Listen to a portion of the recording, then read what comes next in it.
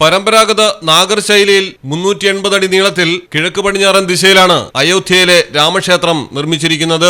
3 നിലകളാണ് ക്ഷേത്രത്തിനുള്ളത്. ഓരോ നിലയ്ക്കും 20 അടി ഉയരം, 392 തൂണുകൾ, 44 വാതിലുകൾ. പ്രധാന ശ്രീകോവിലിൽ ഭഗവാൻ ശ്രീരാമന്റെ ബാല്യരൂപവും 1-ാം നിലയിൽ ശ്രീറാം ദർബാറും. ക്ഷേത്രവളപ്പിൽ 4 മൂലകളിലും 4 ക്ഷേത്രങ്ങൾ. സൂര്യദേവൻ, ഭഗവതി, ഗണപതി, ശിവൻ എന്നിവരെയാണ് ഇവിടങ്ങളിൽ പ്രതിഷ്ഠിച്ചിരിക്കുന്നത്.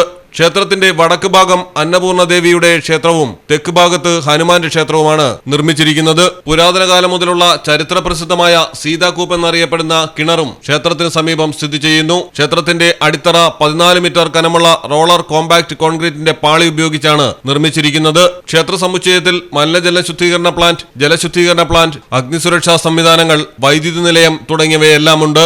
732 മീറ്റർ നീളവും 14 അടി വീതിയുമുള്ള ദീർഘചതുരാകൃതിയിലുള്ള മതിൽ ക്ഷേത്രത്തിന് ചുറ്റുമായി നിർമ്മിച്ചിരിക്കുന്നു. ശ്രീരാമ ജന്മഭൂമി തീർത്ഥക്ഷേത്ര ട്രസ്റ്റിനാണ് ക്ഷേത്രത്തിന്റെ നടത്തിപ്പ് ചുമതല. ജനുവരി 22-നാണ് ക്ഷേത്രം തുറക്കുന്നത്. News desk, Malayalam television.